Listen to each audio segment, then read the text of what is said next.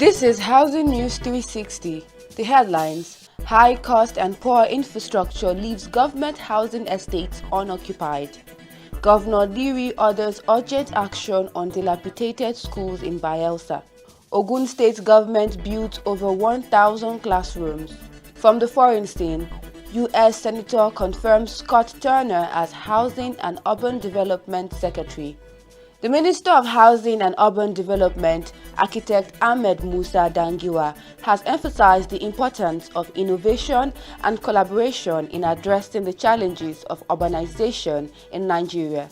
He made this statement during a meeting with delegates from Hip City Innovation Center at the minister's headquarters in Abuja recently. Hip City Innovation Center is a research, development and advocacy organization that promotes youth and community resilience while fostering active citizen participation in democratic processes. Dangiwa highlighted the ministry's commitment to partnering with youth organizations to harness their creativity and energy in building resilient, equitable and prosperous urban centers. He commended the initiative to establish a youth advisory group for housing and urban development, stating that it aligns with the ministry's vision of inclusive and participatory governance. He also referenced key global events such as the 2024 World Cities Day and the World Urban Forum in Cairo, which underscored the importance of collaboration in tackling urbanization challenges.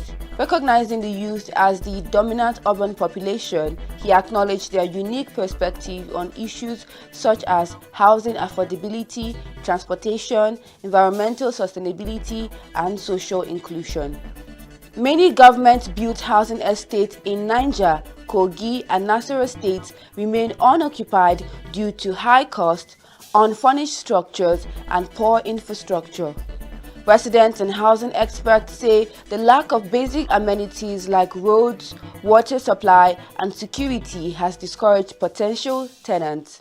The complex allocation process has also led to illegal occupants taking over the estate, further complicating government efforts to provide affordable housing under the National Housing Program.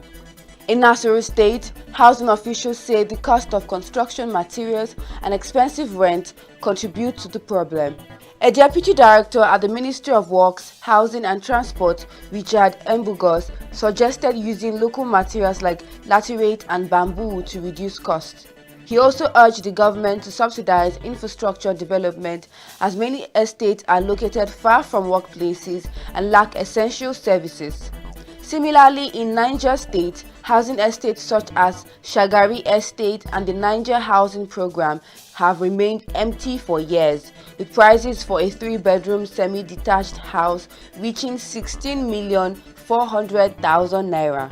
Bayelsa State Governor Senator Dueye Liri has directed Commissioner of Education Dr. Gentle Emela to take immediate action to address deteriorating school infrastructure across the state.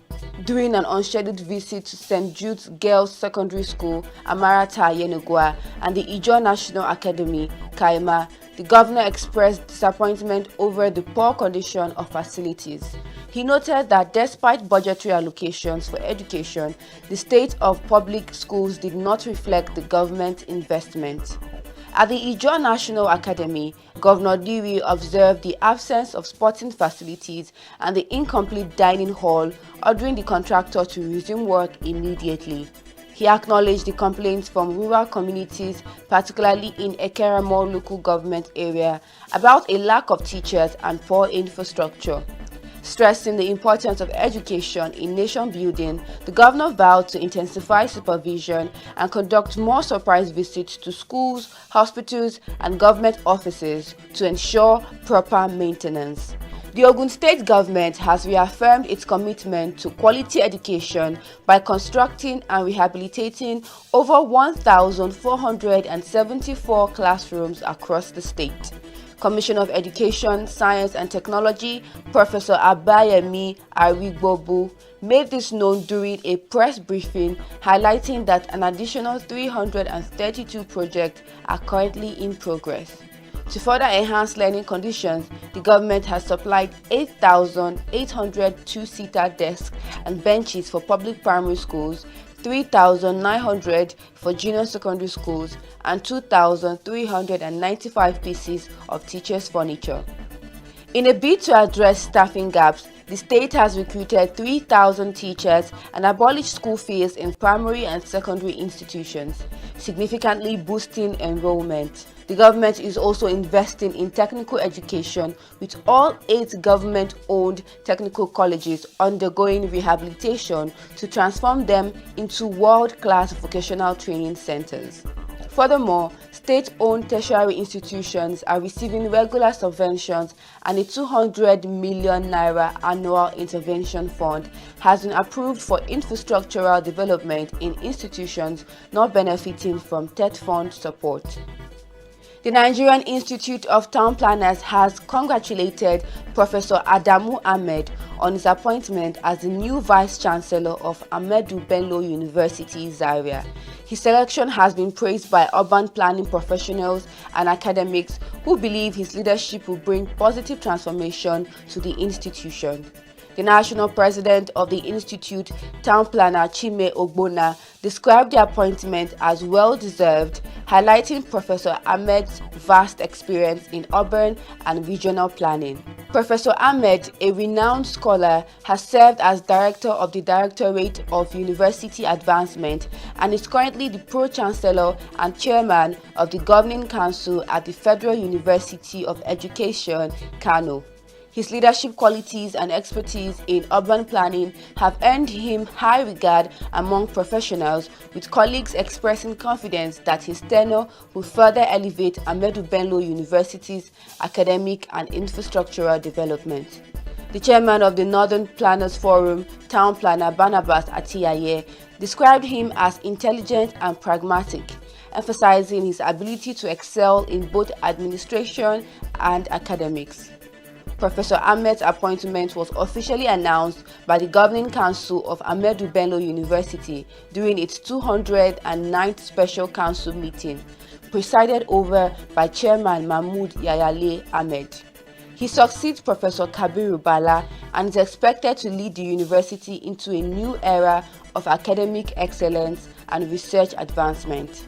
Stakeholders in the education sector anticipate that his international experience and strategic vision will enhance the institution's reputation both locally and globally.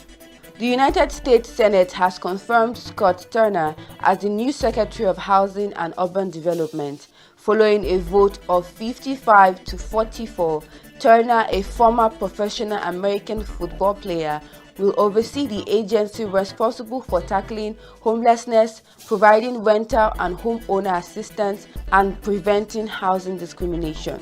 The department, which has a workforce of 10,000 employees, manages an annual budget of more than $70 billion. Only 2 Democratic senators, Peter Welch of Vermont and John Fetterman of Pennsylvania, supported his confirmation. Turner, who previously played for Washington Redskins, Denver Broncos, and San Diego Chargers, also served as Executive Director of the White House Opportunity and Revitalization Council during Donald Trump's first term. He is the only black cabinet member in the current administration, just as Ben Carson was during Trump's first term when he held the same position.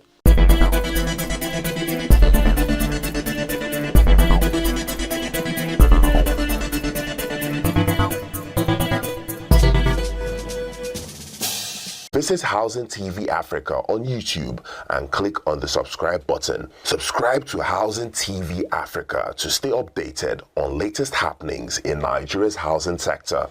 Follow our social media pages, like and share our posts on Facebook, Housing TV Africa, on Twitter, Housing TV Africa, Instagram, Housing TV Africa. Join the conversation and keep up with latest housing updates. Housing TV Africa, your first in housing development broadcasting.